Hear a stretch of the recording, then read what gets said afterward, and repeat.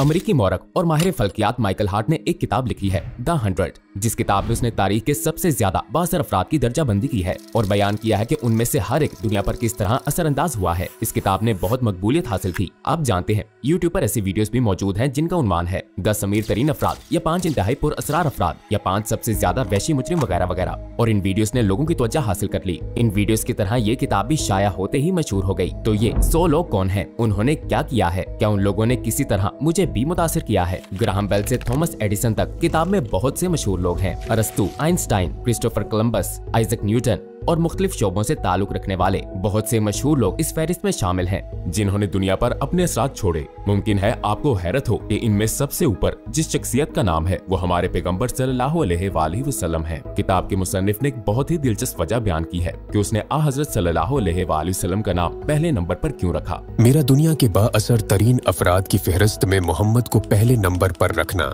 मुमकिन है कुछ पढ़ने वालों को इससे हैरत हो और मुमकिन है कि कुछ लोग इस पर सवाल उठाएं, लेकिन वो तारीख के वाहिद आदमी थे जो मजहबी और दुनियावी दोनों एतबार से इंतहाई कामयाब थे। पहला एडिशन छपने के 10 साल बाद हार्ट ने कायरो में एक इवार्ड तकरीब में शिरकत की। इस बात को तकरीबन 10 साल गुजर चुके हैं जब आपकी किताब पहली बार शाया हुई थी। आपने पैगंबर मोहम्मद को 62 तरीन अफराद की फहरिस्त में पहले नंबर पर रखा है। क्या आपके ख्याल में अब भी वो इस पोजीशन पर बरकरार हैं? माइकल हार्ट ने जवाब दिया, ये 62 अफराद की पहली फहरिस्त है। अब अगर आप इसमें नए लोगों को शामिल करते हैं और ये फहरिस्त 200 या 300 अफराद तक चली जाती है, तब भी इनकी पोजीशन बरकरार रहेगी। जब मैंने पहली बार बाअसर लोगों का तजज़िया किया, मैंने कुछ बुनियादी मियारात कायम किए थे। इन मियारों में से एक इन लोगों की ताकत और इंसानी तारीख पर इनके असरात की वुसअत है। दुनिया के बाअसर तरीन अफराद की अपनी फहरिस्त में मोहम्मद सल्लल्लाहु अलैहि वसल्लम को सबसे ज्यादा बाअसर शख्स के तौर पर शामिल करने की वजह उनके पैगंबराना, दीनी और दुनियावी कामयाबी का लेवल है। इंसानियत ने इखलाकियात, फलसफे और कानून के एतबार से इस्लाम से ज्यादा कामिल मजहब कभी नहीं देखा। मुझे यकीन है कि जिंदगी के हर पहलू के एतबार से मोहम्मद जैसा कामिल कोई दूसरा इंसान नहीं हो सकता। न सिर्फ माइकल हार्ट बल्कि दुनिया के बहुत से मशहूर दानिश्वर, रहनुमा, मुसन्निफ और साइंसदान ऐसे हैं जिन्होंने हमारे पैगंबर सल्लल्लाहु अलैहि वसल्लम के बारे में निहायत अहम बयानात दिए हैं। आइए उनमें से कुछ के बारे में जानते हैं। Prince Bismarck, Otto von Bismarck, duke of Lauenburg, German statesman और डिप्लोमेट। ऐ मोहम्मद, मुझे अफसोस है कि हम एक जमाने में नहीं हैं। ये किताब जिसके उस्ताद और फैलाने वाले दोनों आप हैं, ये आपकी किताब नहीं है, क्योंकि ये आसमानी किताब है। इसके आसमानी किताब होने से इनकार करना एक मुज़हिका खीज अमल है, जैसा कि मशहूर साइंसी उलूम का इनकार करना। इस किताब की वजह से इंसानियत ने एक बार आपके जैसी एक शानदार ताकत को देखा, लेकिन वो मुस्तकबिल में कभी नहीं देख पाएंगे। मैं आपके आला किरदार के सामने इंतहाई आजिज़ी से सर झुकाता हूँ।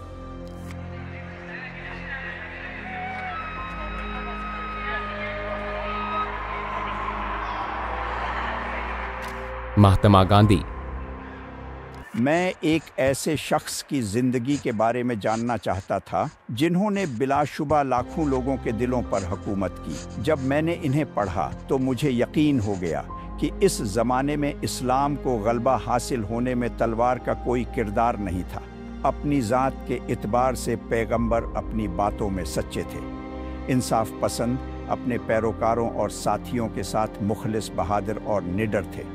अपने मकसद के सिलसिले में उनका अपने खुदा पर भरोसा मजबूत और शफ़ाफ था। जब आप में ये सिफ़ात मौजूद हों तो किसी भी मुश्किल पर काबू पाने के लिए तलवार उठाने की कोई ज़रूरत नहीं रहती। मुझे ये देखकर अफसोस हुआ कि उनकी सीरत के मुताल्लिक़ किताब की दूसरी जिल्द ख़त्म करने के बाद उनकी अजीम ज़िंदगी के बारे में पढ़ने के लिए मज़ीद कुछ नहीं था। थॉमस कार्लाइल, स्कॉटिश मुसन्निफ और दानिश्वर। इस हस्ती के बारे में मगरिब की तरफ से जो कुछ कहा गया वो हमारे लिए शर्मनाक है। किस तरह एक तन्हा शख्स 2 दहाइयों से भी कम अरसे में जंगों में उलझे हुए और भटकते हुए बदुओं को मुत्तहिद करके उन्हें सबसे ज्यादा ताकतवर और मुहज़्ज़ब कौम बना सकता है। एक खामोश अजीम हस्ती। इन लोगों में से एक जिन के बयानिया को शिकस्त नहीं दी जा सकती। वो दुनिया को रोशन करना चाहता है क्योंकि दुनिया के खालिक ने ऐसा करने का हुक्म दिया था। अपने नजरिए के खातिर जुल्म सितम बर्दाश्त करने पर इनकी आमादगी और इनके साथियों का आला इखलाकी किरदार जो इन पर ईमान लाए और इन्हें अपना रहनुमा माना। मॉन्टगोमरी वॉट, मोरख, एंजेलिकन पादरी और स्कॉलर, और इनकी हतमी कामयाबी की अजमत, ये सब इनकी बुनियादी दयानतदारी का सबूत हैं। मोहम्मद की शख्सियत पर शक करना इतने मसाइल हल नहीं करता जितने पैदा कर देता है। मजीद ये कि तारीख की अजीम तरीन शख्सियात में से किसी को भी मगरिब में इतनी कम पजीराई नहीं मिली जितनी कि मोहम्मद को मिली।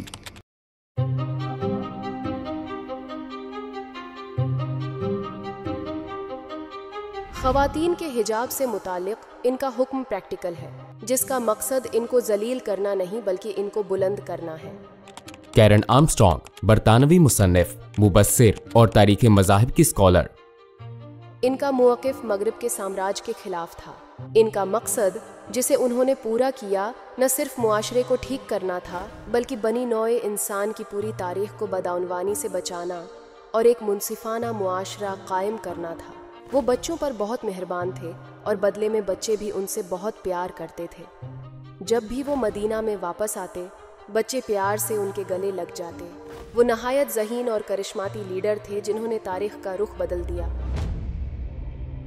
मैंने उनको स्टडी किया है, वो एक जबरदस्त इंसान थे।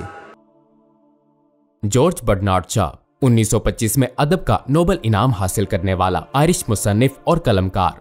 और मेरी राय में मसीहियत के मुखालिफ होने से कता नज़र उन्हें लाजिमन इंसानियत का नजात दहिंदा कहा जाना चाहिए। मुझे यकीन है अगर इन जैसा कोई जदीद दुनिया की आमरीत को संभाल ले तो वो इसके मसाइल ऐसे तरीके से हल करने में कामयाब हो जाएगा जो यहाँ मतलूबा अमन और खुशी ला सकेगा। मैं मोहम्मद के ईमान के बारे में पीशन गोई करता हूँ कि ये कल के यूरोप के लिए भी काबिल कबूल हो जाएगा, जैसा कि आज के यूरोप के लिए भी काबिल कबूल होने लगा है। इस तरह के और भी बेशुमार बयानात हैं, लेकिन आइए हम अपनी शुरू वाली बात पर वापस आते हैं। सबसे ज्यादा बासर लोगों के बारे में वो काम जो इस फहरिस्त में शामिल लोगों की अक्सरियत ने किए, उन कामों ने यकीनी तौर पर दुनिया को मुतासिर किया। लेकिन यहाँ कुछ कमी है। हमारी जिंदगी सिर्फ ये नहीं जो हम 60-70 साल तक जीते हैं। हम सब इस हकीकत से वाकिफ हैं जिसे मौत कहा जाता है। हजारों अफराद जो रोजाना फोत होते हैं, उनके जरिए हमें इसकी याद दिलाई जाती है। फिर क्या जिंदगी गुजारने वाले इंसानों के लिए ये सबसे अहम मामला नहीं होना चाहिए? क्या इस महदूद जिंदगी को अब्दी जिंदगी में तब्दील करने का कोई तरीका है? बिल्कुल,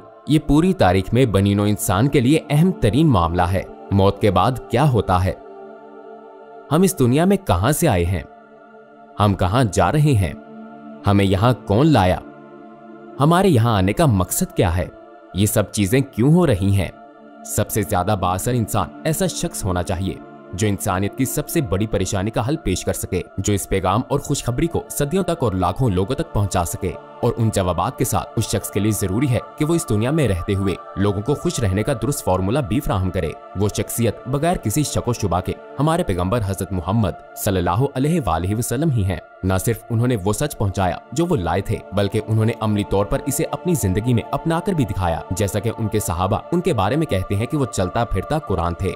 उन्होंने सहाबा की एक जमात कायम की जिसने दुनिया को तहजीब, इंसाफ, सियासत, इंसानियत और इखलाकियात का सबक पढ़ाया, जबकि वो लोग मुबैना तौर पर सबसे कदीम और जंगली कबाइल से ताल्लुक रखते थे। उन्होंने दोनों हल पेश किए, इस जिंदगी में हकीकी खुशी हासिल करने का और मौत के बाद अब्दी जिंदगी का हल।